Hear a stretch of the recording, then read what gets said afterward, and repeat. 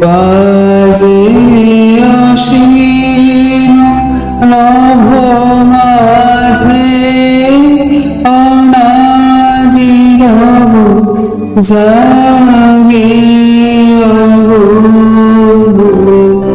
রবি চন্দ্র তারা বহে নিরন্তর অনন্ত আনন্দ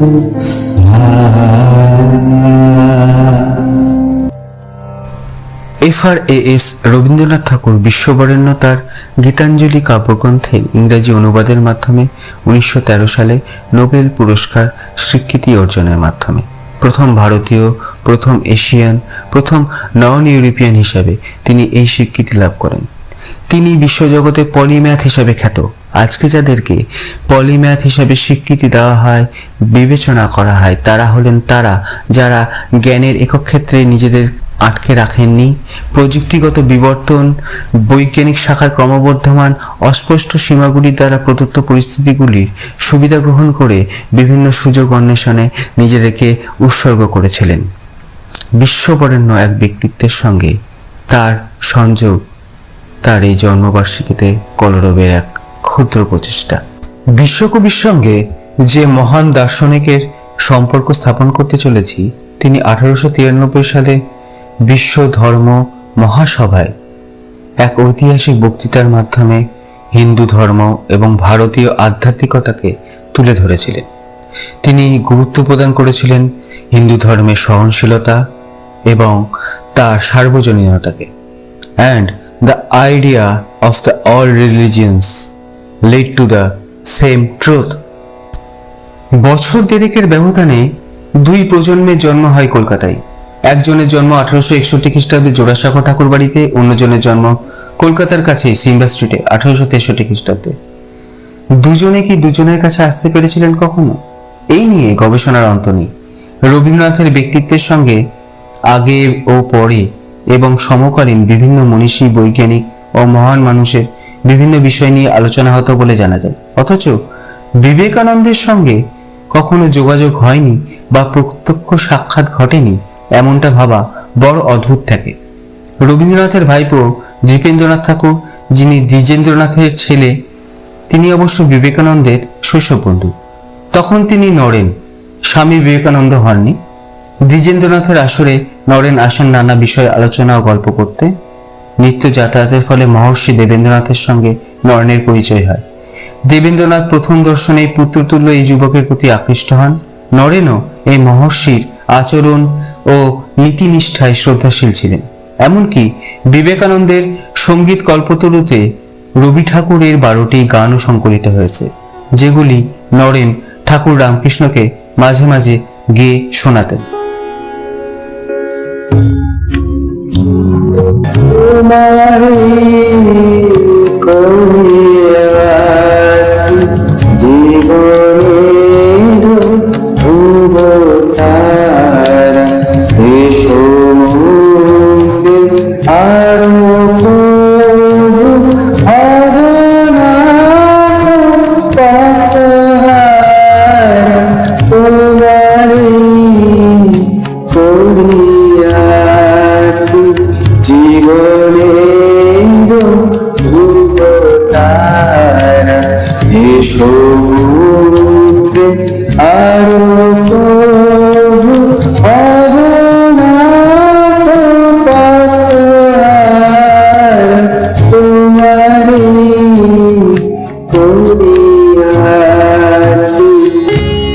রবীন্দ্রনাথ ও বিবেকানন্দ একজন জীবন শিল্পী কবি, যার প্রধানত বাণী সাধনার মধ্য দিয়ে জীবনে জয়গান গাওয়া, অপরজন সংসার ত্যাগী সন্ন্যাসী, যার সাধনা প্রত্যক্ষত জীবন বিনি। একজনের কাজ সাহিত্য সৃষ্টি, সাহিত্য হচ্ছে মায়ার জগৎ, বিচিত্রের প্রকাশ সেখানে, কবি হচ্ছেন বিচিত্রের দূত। অপরজন বৈদান্তিক, বিচিত্রকে মায়া বলে অস্বীকার করে অদ্বিতীয় একের আরাধনায় তার সিদ্ধি প্রত্যাশা। একজন রূপের মধ্য দিয়ে অরূপকে, ক্ষণিকের মধ্য দিয়ে চিরন্তনকে আবিষ্কারের ও প্রকাশের সাধনা করেন। অপরজন ক্ষণিককে, খণ্ডকে অস্বীকার করে অখণ্ডে আত্মবিলীন করতে প্রয়াসী হবেন, এটা স্বাভাবিক। চৈত্য নীতির এই বিপরীতমুখিতার জন্য দুই মহাপুরুষ সমসাময়িক হলেও প্রাথমিক বিচারে অগ্রসর হয়েছিলেন ভিন্ন পথে। বিবেকানন্দের ধর্ম বিজয় সমসাময়িক ভারতের চিত্রকে আশ্চর্যভাবে নথিত করলেও রবীন্দ্রনাথের সমকালীন রচনায় তার প্রত্যক্ষ পরিচয় বিরল। পরমহংস শ্রী রামকৃষ্ণ ও বিবেকানন্দ সম্বন্ধে রবীন্দ্রনাথের সমসাময়িক উক্তি দুর্লভ। বিবেকানন্দ দার্শনিক হিসাবে অদ্বৈতবাদী বৈদান্তিকের দৃষ্টি নিয়ে জগতে জীবনকে পর্যবেক্ষণ করেছিলেন। তিনি বৈরাগ্য সাধনের উপর অনেক স্থলে প্রভূত গুরুত্ব আরোপ করেছেন। আপন জীবনে বাস্তবে সন্ন্যাস ধর্ম গ্রহণ করেছেন এবং উৎসাহী আত্মাধ জিজ্ঞাসু ত্যাগোন্মুখ তরুণ সম্প্রদায়কে সংগ্রহ করে সন্ন্যাস সংঘ গঠন করেছেন। বিবেকানন্দ গুরু শিষ্য মন্ত্র শিষ্যদের মন্ত্র করে ধর্মগুরু হিসাবে বিশ্ববুদ্ধ হয়েছিল। রবীন্দ্রনাথ সে অর্থে গুরু নয়, গুরু শিষ্য নয়। তার কাজ ধর্মপ্রচার নয়, সন্ন্যাস গ্রহণ নয়। তবুও তিনি কবিগুরু হিসাবে বিশ্ববরণ্য হয়েছেন। মহাত্মা গান্ধীর অনুসরণে সমগ্র জাতি তাকে গুরুদেব আখ্যায় ভূষিত করেছে। লক্ষ্য করলে দেখা যাবে কবির স্বাভাবিক ধর্ম অনুসারে রবীন্দ্রনাথ বিচিত্রকেই তার সাহিত্যে ধরতে চেষ্টা করেছেন। শুরু করেছেন তিনি ব্যক্ত ও বিশেষকে নিয়ে, কিন্তু তার বন্ধন অসহিষ্ণু ভাবুক মন শেষ পর্যন্ত লাভ করেছে অব্যক্ত নির্বিশেষকে নিয়ে। সগুণকে আকাঙ্ক্ষা করে অবশেষে খুঁজে পেয়েছেন নির্গুণকে। কংক্রিট থেকে যাত্রা সূচনা করে উত্তীর্ণ হয়েছেন অ্যাবস্ট্রাক্টের মধ্যে। পক্ষান্তরে বিবেকানন্দ বেদান্তকে দার্শনিকতার সীমান্ত হিসাবে চিহ্নিত করে প্রত্যক্ষ সন্ন্যাস জীবনে বিশেষকে মায়া বলে অভিহিত করেছেন এবং একমাত্র নিরাকার নির্বিশেষকেই চরম ও পরম বলে বরণ করতে চেয়েছেন। অখণ্ড উত্তরণের সাধনায় খণ্ডকে তিনি অস্বীকার করে প্রয়াসী হতে চেয়েছেন, কিন্তু তার সহজাত নিবিড় মানব প্রেম তাকে সেই নির্বিকল্প সমাধিতে স্থির থাকতে দেয়নি। পীড়িত আর্ত মত্ত মানুষের আহ্বান, এই গ্রহের ক্রন্দন তাকে নির্ব্যক্তিকতার নভোচারিতার থেকে সবলে টেনে এনেছে কঠিন মাটির বুকে কর্মযোগের মধ্যে। তার ব্যক্তিগত আধ্যাত্মিক মুক্তি পিপাসা নির্বিশেষে মানব মুক্তির প্রবল দাবিতে বিলীন হয়ে গেছে। এইভাবেই অ্যাবস্ট্রাক্ট থেকে কংক্রিটের মধ্যে তার প্রত্যাবর্তন ঘটেছে। একজন কংক্রিট থেকে অ্যাবস্ট্রাক্টের মধ্যে উত্তীর্ণ হয়েছেন, অপরজন অ্যাবস্ট্রাক্ট থেকে কংক্রিটের মধ্যে অবতীর্ণ হয়েছে।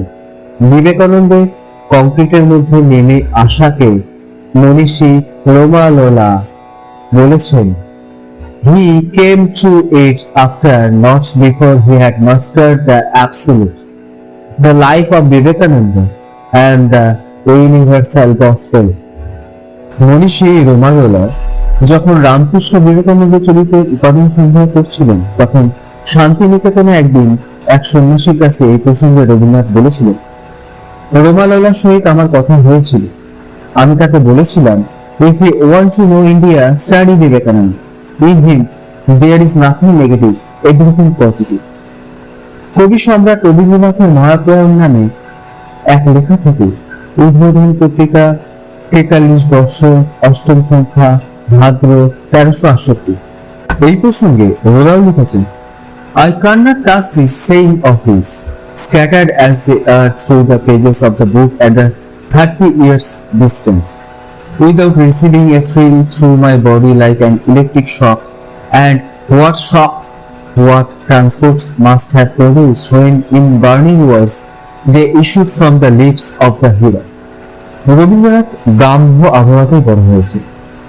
বাবার মতো হওয়াটা, তার ইচ্ছেটা রবীন্দ্রনাথের একান্ত ব্যক্তিগত।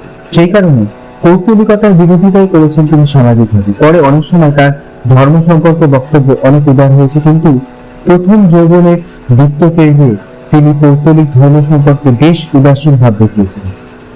ব্রাহ্ম ও অপৌত্তলিক ধর্মের ঊর্ধ্বস্রোতে তখন ছিলেন শ্রীরামকৃষ্ণদেব। তার উদার পৌত্তলিক ধর্মভাবনা 19 শতকের বুদ্ধিজীবী মহলেও আলোড়ন তৈরি করেছিল। কেশবচন্দ্র সেন, শিবরাজ শাস্ত্রী, প্রতাপ মজুমদার, বিজয় কৃষ্ণ গোস্বামীর মতো ব্রাহ্মণরাও একসময় শ্রীরামকৃষ্ণদেবের আনুগত্য করেছিলেন, কিন্তু দেবেন্দ্রনাথ ও রবীন্দ্রনাথ শ্রীরামকৃষ্ণদেবের দেবচর্চা সম্পর্কে মৌনই ছিলেন প্রায়। 1883 সালে 2রা মে নন্দন বাগানে আদি ব্রাহ্ম সমাজের আশীর্ষণ মিত্রের বাড়িতে রবীন্দ্রনাথ ও শ্রীরামকৃষ্ণ দেখা হয়েছিল। পিয়ানো বাজিয়ে নিজের লেখা ব্রহ্মসঙ্গীত শুনিয়েছিলেন তরুণ রবীন্দ্রনাথ। কিন্তু দেবেন্দ্রনাথের মতো রবীন্দ্রনাথও সেদিন অক্ষর জ্ঞানহীন দার্শনিকের স্বরূপ উপলব্ধি করতে পেরেছেন কি পারেননি। কিন্তু রবীন্দ্র সাহিত্য খুব সামান্য হলে শ্রী রামকৃষ্ণদেব সম্পর্কে প্রসঙ্গ টেনে এনেছে। সে মালঞ্চ উপন্যাসে নীরজার ঘরে শ্রী রামকৃষ্ণের আলোকচিত্রের মতো দিয়েই হোক, অথবা রঘুপতির মাতৃ সাধনার মধ্য দিয়েই হোক, পরে রামকৃষ্ণকে শ্রদ্ধা জানিয়ে রবীন্দ্রনাথ লিখেছিলেন পরমহংস রামকৃষ্ণদেব। কবিতাটাই লিখেছিলেন, বহু সাধকের বহু সাধনার ধারা, ধ্যানে তোমার মিলিত হয়েছে তারা, তোমার জীবনে অসীমের লীলা পথে, নতুন তীর্থরূপ নিলয় জগতে, দেশ বিদেশে প্রণাম আনিল টানি, সেথায় আমার প্রণতি দিলাম আমি।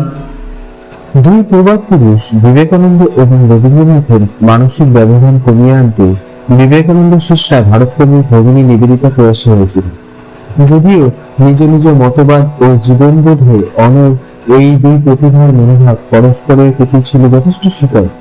1899 সালের 28 জানুয়ারি নিবেদিতা স্বামীজির আগ্রহে বাগবাজারে 16 বোস্তরা লেনে তার স্কুল বাড়ির খোলা উঠানে ব্রাহ্ম বন্ধুদের জন্য এক ঘরোয়া চা চক্রের আয়োজন করেছিলেন। স্বামীজি সেখানে আসবেন এবং কথা বলবেন, এটা আগেই ঠিক করা ছিল। সস্ত্রীক জগদীশচন্দ্র বসু, সস্ত্রীক ডক্টর প্রসন্ন কুমার রায়, মোহিনী মোহন চট্টোপাধ্যায়, সরলা ঘোষ, তার মা স্বর্ণকুমারী দেবী এবং রবীন্দ্রনাথ যোগ দিয়েছিলেন চা পানের আসরে। ডাক্তার মহেন্দ্রলাল সরকারকে সঙ্গে নিয়ে যোগ দিলেন স্বামীজি। ঘরোয়া আলিপচারিতায় পরিবেশে নিবেদিতা মুখোমুখি আনতে পেরেছিলেন রবীন্দ্রনাথ এবং বিবেকানন্দকে। সেখানে রবীন্দ্রনাথের গাওয়া তিনটি মৃদু স্বরের আবহ সবাইকে মুগ্ধ করেছিল। মিস জোসেফিন ম্যাকিনলেকে 1899 সালের 30 জানুয়ারি নিবেদিতা লিখছেন, মিস্টার ট্যাগর তাহার মনোরম চড়া পুরুষালী কণ্ঠে নিজের তিনটি গান পরিবেশন করিলেন। প্রতিবেশী বাড়িগুলো হইতে সন্ধ্যারতি ঘন্টার ধ্বনি শোনা যাইতেছে। এই সময় কে এখানকার মানুষ সেরা সে যদি বলে, I cannot forget the lovely poem Come O Peace, এসো শান্তি। সঙ্গে তাহার সকলের মৃদুস্বরে আবহ এবং স্বামীজি ছিলেন অনবদ্য। তবে দেয়ার ওয়াজ সাম ক্লাউড, সেখানে রবীন্দ্রনাথ এবং বিবেকানন্দের মধ্যে কোনো আলোচনা হয়েছিল কিনা এ সম্বন্ধে ইতিহাস নিশ্চিত। দুই হৃদয়ের নদী কোথাও মিলিত হলেন। বিবেকানন্দ হওয়ার পর শাক্ত ধর্মের উপাসক হয়ে উঠলেন স্বামীজি। রবীন্দ্রনাথ ব্রাহ্ম ধর্মের হয়েও সর্বোপরি মানব ধর্মের কবি। আমেরিকার শিকাগো ভাষণে বিবেকানন্দের মতো মানব ধর্মের ওপর বড় ভাষণ খুব কমই শোনা যায়। আশ্চর্যের বিষয়, রবীন্দ্র সৃষ্টির মধ্যে বিবেকানন্দের প্রতিফলন তার জীবিত ও মৃত্যুর পরও বহু জায়গায় লক্ষ্য করা যায়। বিবেকানন্দের মৃত্যুর পর তার শোকসভাতে রবীন্দ্রনাথ সভাপতিত্ব করতে রাজি হয়েছিল। বিবেকানন্দ ও রবীন্দ্রনাথ সম্পর্কে প্রায় নীরব ও উদাসীন থেকেই গেছে। এ প্রসঙ্গে বিবেকানন্দ জাপানের বিখ্যাত কবি ওকাকুরা এবং রবীন্দ্রনাথের প্রসঙ্গটি খুব গুরুত্বপূর্ণ। ভারতবর্ষকে বুঝতে ওকাকুরা বিবেকানন্দের কাছে গেলে তিনি বলেছিলেন, এখানে আমার সঙ্গে আপনার কিছুই করণীয় নেই, এখানে সর্বস্ব ত্যাগ। রবীন্দ্রনাথের কাছে যান, তিনি এখনো জীবনের মধ্যে আছেন। ইতিহাসে কিন্তু দুই জীবন মন মিল দুই দিকে। একজন সমগ্র বিশ্বকে সৃষ্টির সুতে মালা গাঁথলেন, নোবেল পেলেন। এশিয়া মহাদেশে ভারতকে সবাই চিনল, আর অন্যজন ভারতকে বিশ্ব দরবারের বিভিন্ন দিক থেকে মহান করে তুলল, বিশেষ করে ধ্যানে, ত্যাগে, সেবায়। রবীন্দ্রনাথ ও বিবেকানন্দের মধ্যে সামনাসামনি সাক্ষাৎ নিয়ে বিভিন্ন মতবাদ থাকলেও উক্ত দুই জ্ঞানী মানুষ একে অপরের খবর রাখতেন এবং একে অপরের লিখিত গ্রন্থ সমূহ পড়তেন। তাদের বিভিন্ন কার্যকলাপ ও তাদের লেখনী থেকে স্পষ্ট বোঝা যায়। এই দুজনের সম্পর্ক বিষয়ে ভারতবর্ষে বেশ কিছু বিদগ্ধ লেখক ও গবেষক এখনো গবেষণা করে চলেছেন। অদূর ভবিষ্যতে বিশ্বকবি রবীন্দ্রনাথ ঠাকুর এবং আধ্যাত্মিক ও জ্ঞানী সিদ্ধ পুরুষ স্বামী বিবেকানন্দের মধ্যে আদৌ কোনো সম্পর্ক ছিল কিনা তা হয়তো আমরা জানতে পারবো। তবে বর্তমানে প্রাপ্ত সকল তথ্য প্রমাণের ভিত্তিতে আমরা স্পষ্ট বলতে পারি বিবেকানন্দের সঙ্গে রবীন্দ্রনাথের একটা সম্পর্ক ছিল না, সেটা বলা যায় না। তবে তারা দুজন দুজনের লেখা পড়তেন এবং রবীন্দ্রনাথ বিবেকানন্দের বিষয়ে যথেষ্টই খোঁজ খবর রাখতেন। তবে খুব সম্ভবত রবীন্দ্রনাথের ভাইপোর সাথে বিবেকানন্দের বন্ধুত্ব থাকায় বিবেকানন্দ রবীন্দ্রনাথের খোঁজ খবর সবসময় পেতেই বলে হয়তো রবীন্দ্রনাথের সাথে সাক্ষাতের প্রয়োজন হয়নি। যাই হোক, রবীন্দ্রনাথ ও বিবেকানন্দের মধ্যে কেমন সম্পর্ক ছিল কিংবা সরাসরি সাক্ষাৎ হয়েছিল কিনা তাদের তা হয়তো অদূর ভবিষ্যতে আমাদের জানাতে পারবে বিশেষজ্ঞরা। তবে এই দুজন বিখ্যাত মানুষ নিজ নিজ কর্মকাণ্ডের জন্য বিশ্বব্যাপী খ্যাতি অর্জন করে ভারতবর্ষকে যে বিশ্বের দরবারে তুলে ধরেছিলেন তাতে কি কোনো সন্দেহ বাকি থাকে? তাই কবিগুরুর লেখায় আজ দুই দেশের জাতীয় সঙ্গীত, স্বামীজির বাণী, পৃথিবীর যুব সমাজের প্রেরণা।